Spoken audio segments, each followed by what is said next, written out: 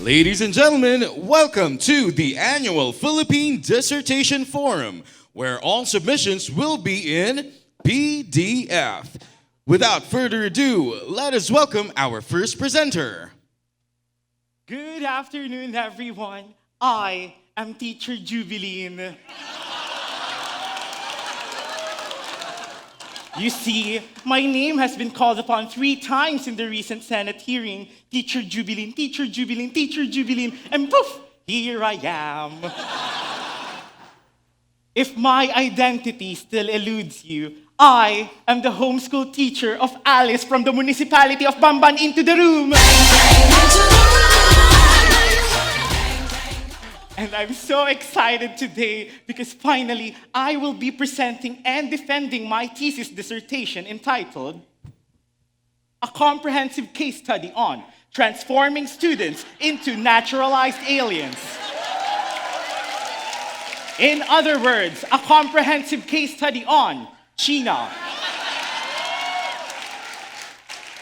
First and foremost, I would like to acknowledge your presence here today. It's not every day that I get to see a a standing room only audience for my thesis defense. So give yourselves a hefty round of applause. Now let me start with my introduction. As a self-absorbed academic, I would like to introduce my study by introducing myself. I am Teacher Jubilyn at ako po ay isang Pilipino. Ginamit nila ang pangalan ko, pinagtawanan, linaro at hinamak at nasuspend sa disbelief. Dahil po dyan, napatunayan ko na public opinion matters and it can be final, irrevocable, and sacrosanct. Sacrosanct! Kaya naman, I want to get your opinion and set the record straight. Set the record straight. Set the record straight. Set the record straight!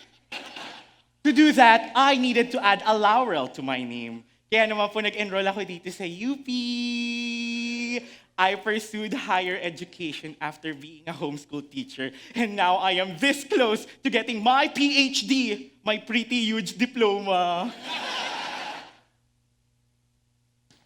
To add a bit of background about myself, I am a homeschool teacher, and as a homeschool teacher, I am a staunch advocate of one-on-one, face-to-face learning. Tutok lang po sa iisang bata. I call that my one-child policy. Naku, wag po kayo tawa ng tawa. Because education is not a laughing matter. In fact, thanks to the brilliance of our former education secretary, ang Pilipinas ay isa sa may pinakamababang reading and math skills sa buong Southeast Asia. Kaya, as a nation, naniniwala po ako na we have to reflect inside and out. Tingnan po natin sa sarili natin kung nakakaranas tayo ng lungkot, pandidiri sa mababang marka, takot sa mga mapansamantala, matinding galit sa bulok na sistema. Nakakaranas rin kaya tayo ng inggit sa karatig bayan, pangangamba sa kinabukasan, kahihiyan sa sariling atin, at pagkabugnot sa kawalang progreso. In the end, sino nga lang ba ang tunay na masaya? Nakompleto ko yon.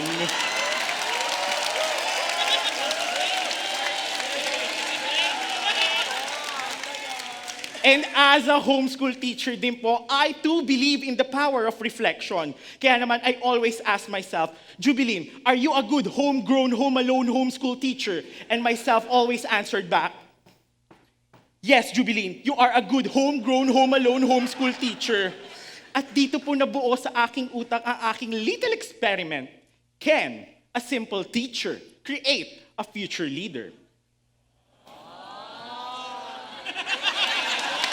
Now, why is this research significant? As educators po, I believe that a quality education is the backbone of a strong nation. I imagine a world kung saan walang bata ang mahihiya na hindi siya nakapag-aral. Aray, nakagat ko po dila ko, Your Honor. In order to understand more about this topic, I needed to study books related to the subject matter. Unang-una na po dyan ang Backbone of Confucianism, ang Ancient Writings of Confucius. Ang Art of War by military strategist Sun Tzu, which details the 5th century BC China military prowess. And of course, the menu of Chowking, which gives us this framework. This explains that an order of sweet and sour fish lariat meal with free drink only saves you 5 pesos versus ordering the sweet and sour fish meal and additional kangkong with bagoong and free drink, which yields a bigger and healthier meal.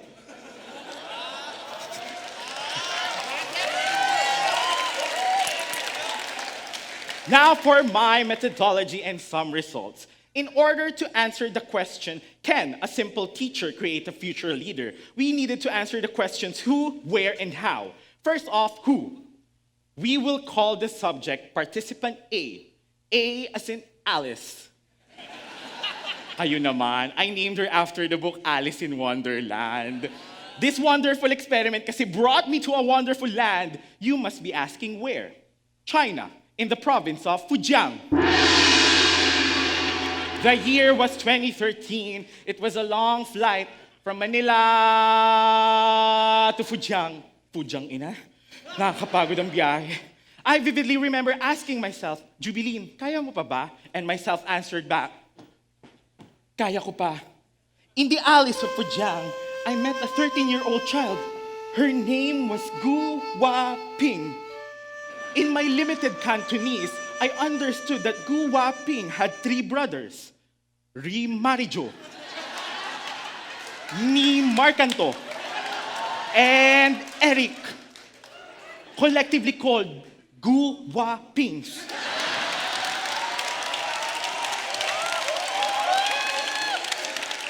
So from Fujian, I took my participant to her new home, Tarlac. Naku, upon arrival, participant Alice presented her Chinese passport, her Chinese birth certificate, and her Chinese lamb book. Off the record lang. But this experiment has not been authorized by the Philippine government. That is why I had to hide her real identity. So I provided her with an authentic Philippine passport, Philippine birth certificate, and a Philippine slam book. This methodology will span for 21 years, 4 Philippine presidents, 2 countries, 1 disputed sea, and a homeschool teacher. Yes, that's me. Panelists, may I present to you my subject, participant A, Alice.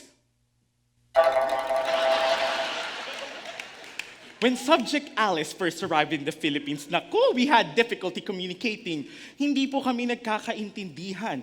That's why first order of business, I had to teach her language, the Filipino language. And in order for me to do that, I needed a digital language assistant. All the way from Shenzhen Sorting Center, I introduce you, Guo Lingo!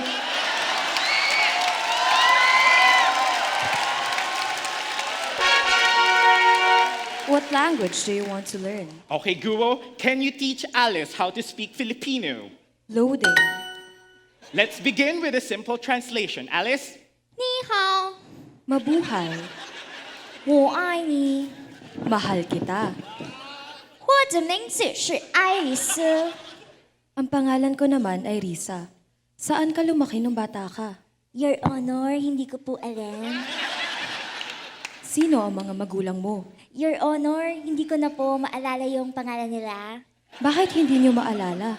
Okay lang po, hingi po ako ng extension within the day. The Bluetooth device is ready to pair.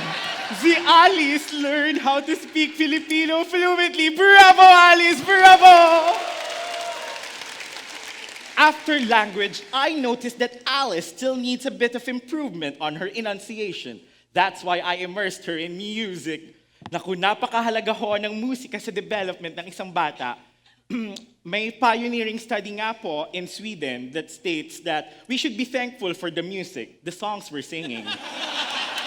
Meron din pong similar study conducted dito sa Philippines that supports it. Salamat. Salamat musika. Now, for my subject's music lesson, I required a then young Alice to do a live recital. Go, Alice, go! Frody had a farm.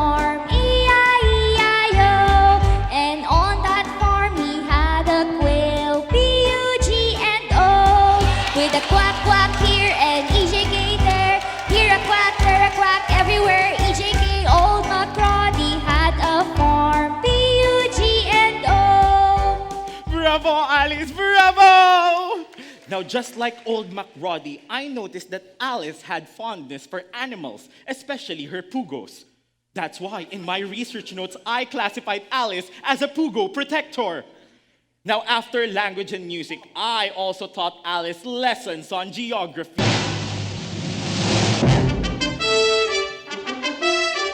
Bamban is only a second-class municipality with a population of about 80,000, according to the latest census report. But with its growing economy, Bamban is now facing a traffic buildup from cars to choppers and now to humans. Human traffic! Alice learned how to traffic humans!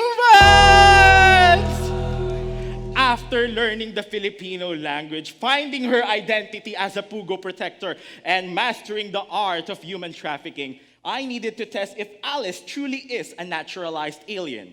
That's why, for her final examination, I gave her the ultimate test, a situational exam on border disputes. It's a great big world with so much to learn with National Geographic Kids. Okay, Alice, makinig ka sa akin. Let's say there are two farms, Farm A and Farm B. In the middle of the two farms, there is a big mango tree.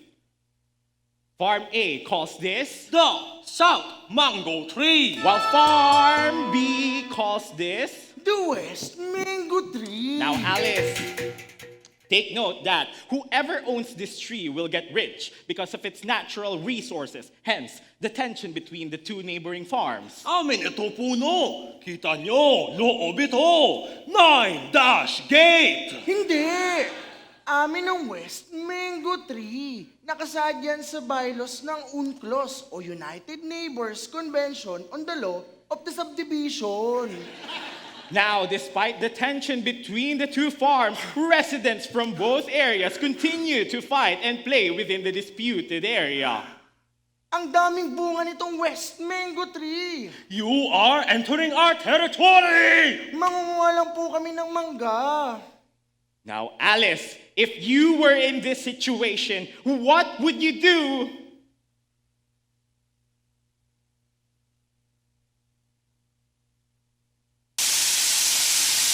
Aray! Yung daliri ko! Bravo, Alice! Bravo!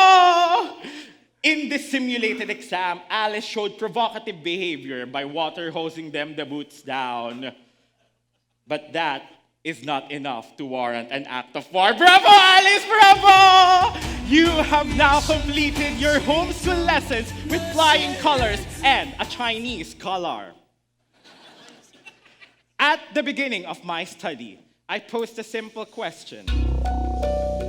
Can a simple teacher create a future leader?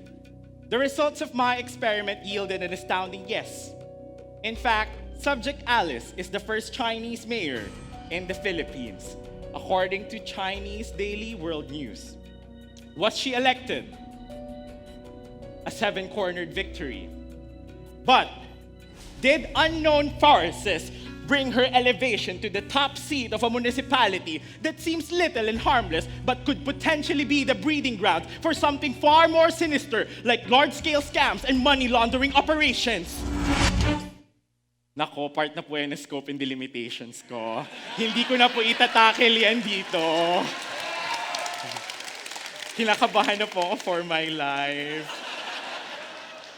And for my appendix. Napaka-vestigial lang po niyan. Kaya move on na tayo sa ating open forum. I am now opening the floor for your questions. Okay, since no one wants to ask a question, I will ask you the question.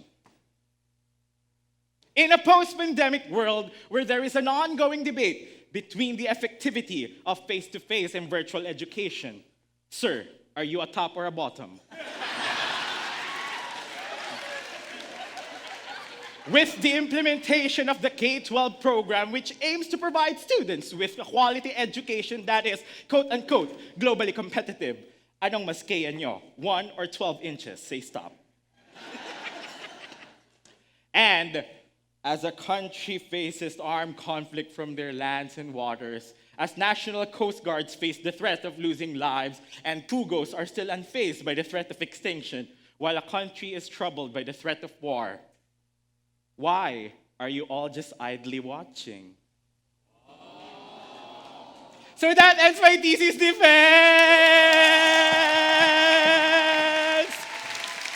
Thank you so much! If you want to know more about my references, you may just go to jubilyn.edu.ph. You may also scan the QR code. Thank you so much, and Guo sa Mascom!